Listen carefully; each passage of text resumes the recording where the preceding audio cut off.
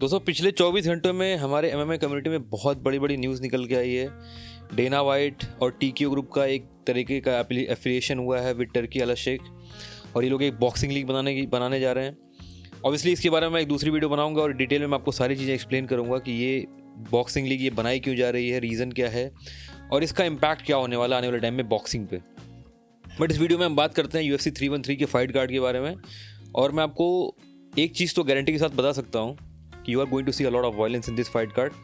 और ऐसी और भी बहुत सारी वीडियोस के लिए चैनल को सब्सक्राइब कीजिए। आपकी जो प्रेडिक्शंस हैं इस फाइट कार्ड को लेके उसको कमेंट बॉक्स में लिखिए, और बाकी एमएमए फैंस इन वीडियोस को शेयर कीजिए। दोस्तों 313 का जो फाइट कार्ड UFC ने स्टैकअप किया है, आपको पता है कि इस फाइट कार्ड में कुछ ऐसे स्ट्राइकर्स फाइट करने वाले हैं, कुछ ऐसी फाइट्स पुट ऑन होने वाली हैं जहाँ पे आप you can expect a lot of violence. अब यहाँ पे ये फाइट कार्ड इसलिए बहुत ज़्यादा इंपॉर्टेंट हो जाता है क्योंकि सबसे पहले तो ये एक मेन इवेंट जो इस फाइट कार्ड का है वो इतना ज़्यादा एंटिसिपेटेड था। काफ़ी टाइम से इस फाइट के बारे में बातें हो रही थी, हम सभी एक्साइटेड थे कि एलेक्स परेरा का इवेंचुअली वो कब खुद को एस्टैब्लिश करेंगे as the GOAT of that division, क्योंकि हम सभी को पता है कि स्ट्राइकिंग अगर देखें आप तो टॉप नॉच रही है, क्योंकि ग्लोरी से UFC में आने के बाद से उस बंदे ने जो भी चीज़ें की हैं दोज हैव बीन फिनोमिनल। लेकिन एक क्वेश्चन हमेशा रेज किया जाता था उनकी कैपेबिलिटीज़ को लेकर के कि क्या वो एक अच्छे रेसलर को भी फेस कर सकते हैं। हालांकि मागोमेड एनक्लेव, जैसे हमने बहुत सारी वीडियोस में ऐसा बोला है कि Magomed Ankalaev is not a pure wrestler. उनका जो मेनली उनकी जो फाइट्स उन्होंने बहुत सारी जीती हैं डोमिनेंस में, वो ज़्यादातर स्टैंड अप एक्सचेंजेस में जीती हैं, और उनके टेक डाउन से बहुत ज़्यादा लिमिटेड और बहुत कम रहे हैं। सो एक अच्छा खासा एक वॉयलेंट और काफ़ी ज़्यादा बेहतरीन स्ट्राइकिंग वाला मैचअप हमें देखने को मिल सकता है बिटवीन दीज टू। हालांकि अगर फाइट ग्राउंड पे भी जाती है तो वहाँ भी काफ़ी इंटरेस्टिंग होगा। मागोमेड एनक्लेव भी एक अकॉम्प्लिश्ड फाइटर हैं from combat sambo, master of sport हैं, तो बहुत सारी उस बंदे ने गोल्ड मेडल्स जीते हैं कॉम्बैट साम्बो के इस स्पोर्ट में दुनिया भर में जा करके। यूरोपियन चैम्पियनशिप्स हो या फिर रशिया में बहुत सारी चैम्पियनशिप्स जीती हैं। अक्रॉस द वर्ल्ड जो भी होती हैं साम्बो की जो भी चैम्पियनशिप्स होती हैं उसमें भी उनके पास बहुत सारे गोल्ड मेडल्स हैं। सो ऑब्वियसली उनके पास वो क्रेडेंशियल्स हैं कि वो होल्ड करके रख सकते हैं एलेक्स परेरा को, और यही देखना बहुत ज़्यादा इंटरेस्टिंग बनाता है इस फाइट को। इसके अलावा अगर हम देखेंगे तो इसी फाइट कार्ड में एक और फाइट बहुत ही ज़्यादा बैंगर फाइट होने वाली थी, जिसमें जस्टिन गेजी की फाइट होने वाली थी डैन हुकर से। हम सभी बहुत ज़्यादा एक्साइटेड थे उस फाइट के लिए, क्योंकि Dan Hooker is a killer, that guy is a psycho. मतलब वो इंसान जब ऑक्टेगॉन में उतरता है he looks for a finish all the time.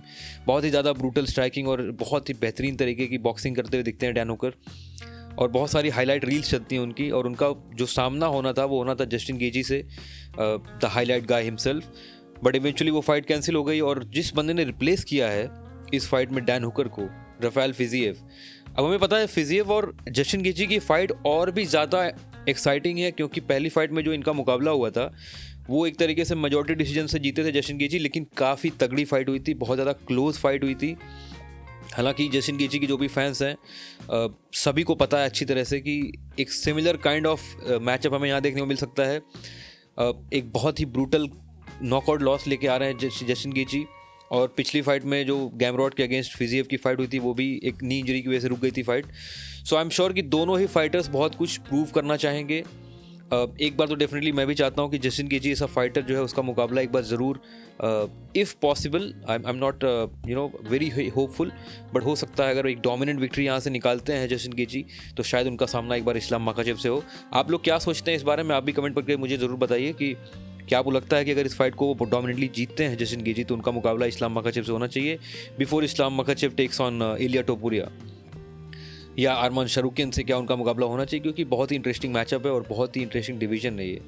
इसके अलावा अगर मैं आपको बताऊं और जो फाइट्स इस फाइट कार्ड में होने वाली हैं, सो डेफिनेटली यहाँ पे एक बॉबी किंग की फ़ाइट होनी है मॉरिशो रफ़ी के अगेंस्ट।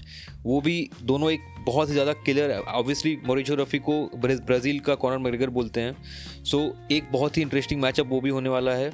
हालांकि इस तरीके से नेशन जहाँ पे ग्राउंड गेम और जिजित्सु जैसा गेम जहाँ से इवॉल्व हुआ है, वहाँ से आने के बाद भी हम देखते हैं कि काफ़ी ज़्यादा डिपेंड करते हैं मॉरिशो रफ़ी अपनी स्ट्राइकिंग पावर के ऊपर। सो ऑब्वियसली किंग ग्रीन का एक बहुत ही लंबा एक करियर रहा है UFC के अंदर। आई थिंक 50 समथिंग का रिकॉर्ड है उनका, जिसमें 16 फाइट्स का लॉस है उनका, बट एक काफ़ी बड़े फाइटर हैं ये। एक बहुत ही लंबा उनका UFC में या MMA में रिकॉर्ड रहा है। सो यहाँ पे भी काफ़ी इंटरेस्टिंग फाइट हमें देखने को मिल सकती है।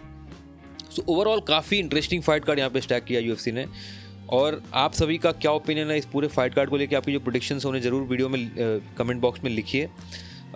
इसके बाद अगली वीडियो जो मैं करूँगा वो मैं करूँगा अब शायद जो फाइट होने वाली है इसको देखने के बाद।